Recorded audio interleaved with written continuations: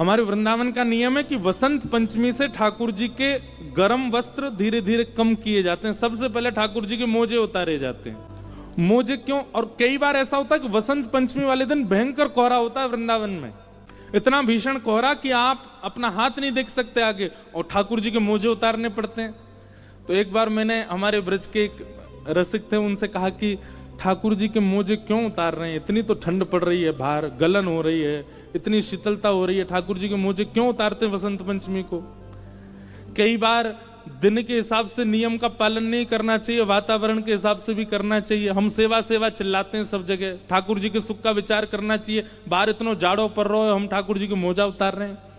तो मुस्कुरा के बहुत अच्छी बात बोली, बोले देखो वसंत पंचमी पर मोजा इसलिए उतारे जाते हैं कि जब मोजा उतरेंगे तो ठाकुर जी को ठंड लगेगी, और जब ठाकुर जी को ठंड लगेगी तभी ठाकुर जी ऋतुओं से कहेंगे हाँ भाई जल्दी चलो, अब हमको जाड़ा लग रहा है, अब जल्दी गर्मी लाने प्रारंभ करो। ठाकुर जी को मोजे पहना के रखेंगे तो ठाकुर जी कहेंगे बढ़िया है, क्या हमको सर्दी तो लग नहीं रही, बढ़िया जाड़ा ही रहने दो। इसलिए वसंत पंचमी पे मोजे उतारे जाते हैं ताकि ठाकुर जी ही ऋतुओं को आज्ञा करें कि अब बढ़ो आगे, अब ग्रीष्म आने दो। पहला बात। अब ये तो थी सामाजिक स्तर की बात, सबको बताने वाली बात, पर एक गोपनीय रहस्य भी है, बता दें। हमारे वृंदावन में वसंत पंचमी से होली प्रारंभ हो जाती, कल से रंग प्रारंभ हो जाएगा, 40 दिन तक होली चलेगी वृंदावन में। कल पहला गुलाल लगेगा ठाकुर जी को। अंतरंग बात यह है कि ठाकुर जी वृंदावन में पादुका नहीं पहनते, और प्रतिदिन ठाकुर जी एक एक गोपी के यहां जाते हैं उसकी सेवा को, उसके प्रेम को स्वीकार करने के लिए। तो ठाकुर जी पादुका नहीं पहनते हैं, तो ब्रज की लीला में ब्रज की जितनी भी गोपियां श्री राधा रानी हैं वो ठाकुर जी के चरण चिन्ह देख लेती हैं कि आज ठाकुर जी कहां गए, और पीछे पीछे चरण चिन्हों के पीछे पीछे चलते चलते उस गोपी के यहां पहुंच जाते हैं जिसके यहां ठाकुर जी बैठे होते हैं। और वहां जाकर के सब सखियां खड़ी हो, अच्छा तो आज यहां पे आनंद हो रहा है। फिर ठाकुर जी बड़े संकोच में आ जाते हैं। लेकिन जैसे ही सर्दी आती है ना, सर्दी में ठाकुर जी पहन लेते हैं मोजा। मोजा पहनते ही ठाकुर जी के चरण चिन्ह नहीं दिखते, सब गोपियां ढूंढती रह जाती हैं, ठाकुर जी मिलते ही नहीं है, कहां चले गए। तो जैसे ही होली आती है तो किशोरी जी चरण से मोजा उतरवाती हैं, बोले अब तो होली आ गई। अभी तक तो जाड़ा था, उसका बहाना था, पर अब होली पे तो ये विशेष कृपा करेंगे गोपियों पर, ग्वालों पर, सखियों पर। इनके मोजा उतारो, कल से ये कहां कहां जाएंगे हमको सब खबर होनी चाहिए, और वहां जाके क्या पा रहे हैं, क्या कर रहे हैं, कैसे नाच रहे हैं। इसलिए किशोरी जी हट बट के ठाकुर जी के मोजा उतरवाती हैं ताकि इनके चरण चिन्ह हमको दिख सकें ये कहां गए हैं। ये हमारे निवृत्त निकुंज की लीला है।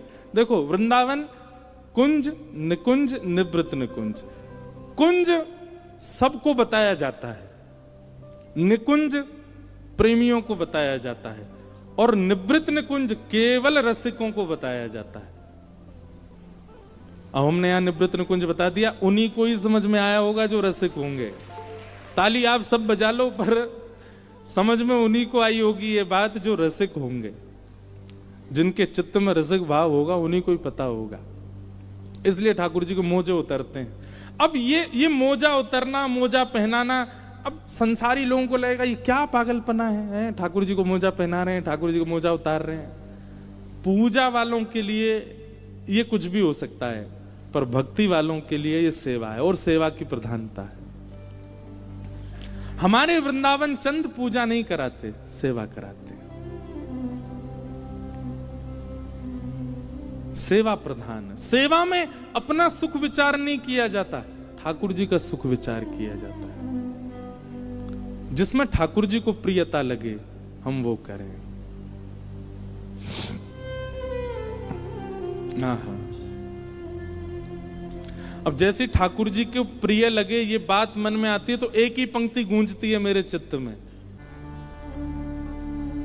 जिन भेषा मेरो सावरो रीझे, जिन भेषा मेरो सावरो रीझे। हम गाएंगे नहीं, बस ऐसे दोहरा दो हमारे साथ। जिन भेषा मेरो गिरधर रीझे, जिन भेषा मेरो गिरधर रीझे, सोही भेष धरूंगी हो, मैं तो सोही भेष धरूंगी हो। मीराबाई कह रही हैं, अगर कोई कह दे कि सुंदर साड़ी पहनने से ठाकुर जी रिझते हैं, तो मीराबाई पहन लेती हैं। उनका अपना श्रृंगार नहीं है, वो धारण करती हैं जिससे ठाकुर जी प्रसन्न हो, वो वैसे रहती हैं जिससे ठाकुर जी को प्रसन्नता हो। कहो तो कुसुमल साड़ी रंगावा, कहो तो कुसुमल साड़ी। और केवल मीराबाई नहीं, हमारे हनुमान जी सिंदूर क्यों लगाते हैं, प्रसिद्ध कथा सबको पता है। एक बार हनुमान जी ने देख लिया कि सीता जी सिंदूर भर रही हैं, पूछ लिया कि आप मांग में सिंदूर क्यों भरती हैं। बोले इसको देख के राम जी प्रसन्न होते हैं, और दूसरी बात, इससे ये प्रमाणित होता है कि हम राम जी की हैं। हनुमान जी बोले एक धारा लगाने से इतने प्रसन्न होते हैं और प्रमाणित होता है कि आप राम जी की हो, तो हम तो पूरे अंग पे लगाएंगे। ये हनुमान जी भी गा रहे हैं, कहो तो कुसुमल साड़ी रंगावा, कहो तो कुसुमल साड़ी रंगावा, कहो तो भगवा भेष, कहो तो भगवा भेष, कहो। ये क्या है? ये सेवा है, ये पूजा नहीं है, ये सेवा है। और इसी सेवा को क्या कहते हैं? परम धर्म। क्या कहते हैं? परम धर्म। जो सेवा के पथ पर चलने लग जाता है उसकी आत्मा का कल्याण निश्चित है। भागवत जी कह रही हैं, सवई पुंसाम परो धर्मो यतो भक्तिर अदोक्षजे अहि तुक्य प्रतिहता यह आत्मा संप्रषेदति। देह का अभिमान हम जितना ज्यादा करेंगे उतने ज्यादा संसार में गिरते जाएंगे, और जितने देहाभिमान शून्य होकर के देह ठाकुर जी के तरह से रहे, ठाकुर जी को जैसे प्रिय लगे वैसे रहे, ठाकुर जी को जैसा हम ठाकुर जी के लगे ऐसा देह को रखना, ऐसा प्रसाद पाना, ऐसे ही सोना, ऐसे ही रहना, वही आत्मकल्याण कहलाता है, वो परम धर्म कहलाता है। इस प्रकार सूत जी महाराज परम धर्म का वर्णन करते हैं। आगे भागवत जी में भगवान के 24 अवतारों का वर्णन किया गया। उसके बाद भागवत जी की रचना कैसे हुई इस विषय को बताया गया। भागवत जी की रचना क्यों हुई, ध्यानपूर्वक सुनिएगा। श्री वेदव्यास जी महाराज ने अनेक पुराण लिखे, अनेक ग्रंथ लिखे। वेदव्यास जी की अंतिम रचना है श्रीमद् भागवत। भागवत जी लिखने के बाद वेदव्यास जी ने अपनी कलम को सरस्वती जी में बहा दिया। बोले अब कुछ और लिखना शेष नहीं है, ये सर्वोपरि है, ये संपूर्ण है। भागवत जी की रचना के पीछे मुख्य उद्देश्य क्या है?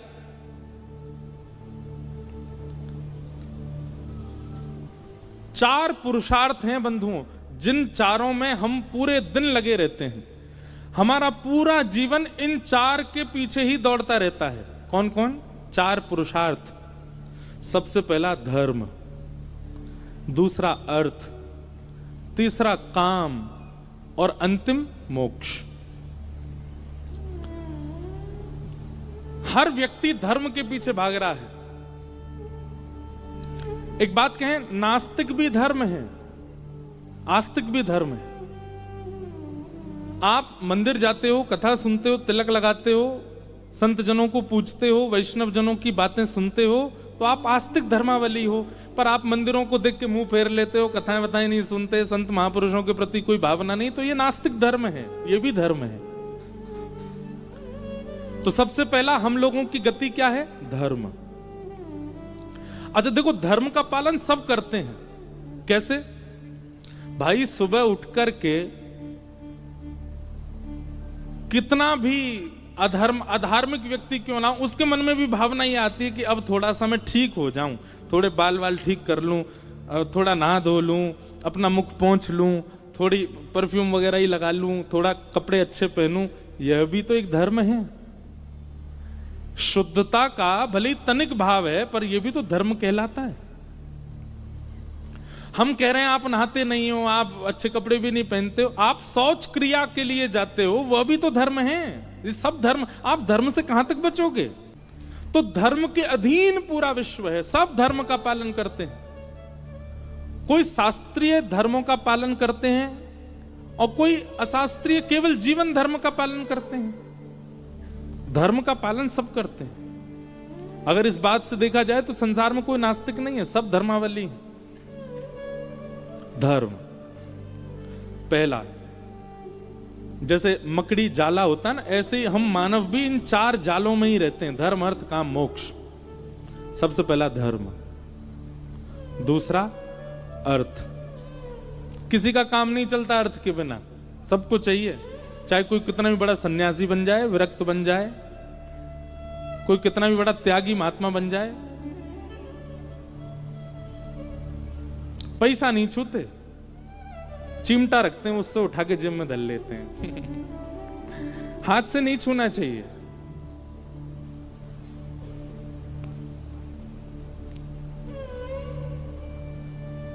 सबका काम चलता है, अर्थ सबको चाहिए। अच्छा, हम कहेंगे कि आप धन नहीं छूते, धन से आपका कोई अन्न भी नहीं लेते क्या? अन्न भी अर्थ में आ जाता है, क्योंकि अन्न का निर्माण अर्थ से ही होता है। तो धर्म, अर्थ और तीसरी बात काम। काम की अनेक परिभाषाएं हैं। एक तो थोड़ी विलग परिभाषा है, पर काम का मतलब कामनाएं भी होती हैं, सबकी होती हैं। कामनाओं के बिना संसार में कोई रह ही नहीं सकता। आप जीवित ही नहीं रहोगे अगर कामना नहीं होगी तो। सबकी कामना होती है। धर्म, अर्थ, काम, और इन तीनों को भोगते भोगते कहीं ना कहीं व्यक्ति के अंदर चौथी भावना प्रकट हो जाती। किसकी? मोक्ष। मुझे मोक्ष की प्राप्ति हो। इन चारों की दौड़ में हर व्यक्ति लगा है। संसार का हर व्यक्ति धर्म, अर्थ, काम, मोक्ष के पीछे भाग रहा है। पर इनके पीछे भागते भागते कहीं ना कहीं उसके चित्त में एक अशांति लगती है। हमको 27-28 वर्ष में अशांति से लगने, कितना भागे कितना भागे। हमसे बड़े बड़ी उम्र के लोग बैठे हैं यहां पर। आप लोगों को भी कभी कभी तो लगता होगा यार जीवन क्या है, पर पूरे दिन सुबह उठो, उठ करके ये करो, भागो दौड़ो यहां से वहां, और कर करा के रात में सो जाओ, फिर सुबह से वही क्रम। धर्म, अर्थ, काम, मोक्ष, धर्म, अर्थ, काम, मोक्ष, धर्म, अर्थ, काम, और अंतिम इच्छा सबकी यही रहती, मोक्ष। इन चारों की दौड़ में कहीं ना कहीं एक थकान का अनुभव होता है, एक अपूर्णता का अनुभव होता है। और वो अपूर्णता किस लिए है कि पंचम पुरुषार्थ जो है उस पर किसी की दृष्टि ही नहीं जाती है। पुरुषार्थ 5 हैं, 4 नहीं। और उस पंचम पुरुषार्थ को जन जन को बताने के लिए भागवत की रचना हुई। और वो पंचम पुरुषार्थ कौन सा है? प्रेम। क्या है? प्रेम। और अभी द्वारिका में कथा थी तो वहां मैंने कहा था कि जब प्रेम पुरुषार्थ का आप पालन करने लग जाते हो तो धर्म, अर्थ, काम और मोक्ष, ये चारों पुरुषार्थ आपके समाप्त हो जाते हैं। बहुत ध्यानपूर्वक सुनिएगा बात को। जब आप प्रेम के पथ के पथिक हो जाते हो तो कई बार प्रेमी व्यक्ति धर्म का चिंतन नहीं करता, प्रेमी व्यक्ति अर्थ का चिंतन नहीं करता, प्रेमी व्यक्ति की कोई कामना भी नहीं होती, और प्रेमी को मोक्ष की भी इच्छा नहीं होती। पंचम पुरुषार्थ प्रेम है, और ये प्रेम शब्द संसार में किसी के प्रति घट ही नहीं सकता, किसी के प्रति नहीं। प्रेम के मुख्य अधिकारी केवल श्यामा श्याम, केवल ठाकुर जी हैं। उन्हीं से ही हो सकता है और किसी से नहीं हो सकता। आप कहते हो आप अपनी पत्नी से बहुत प्रेम करते हैं, पत्नी कहे हम अपने पति से बहुत प्रेम करते हैं। ब्याह होने के कुछ दिन पहले तक ही प्रेम बढ़िया लगता है,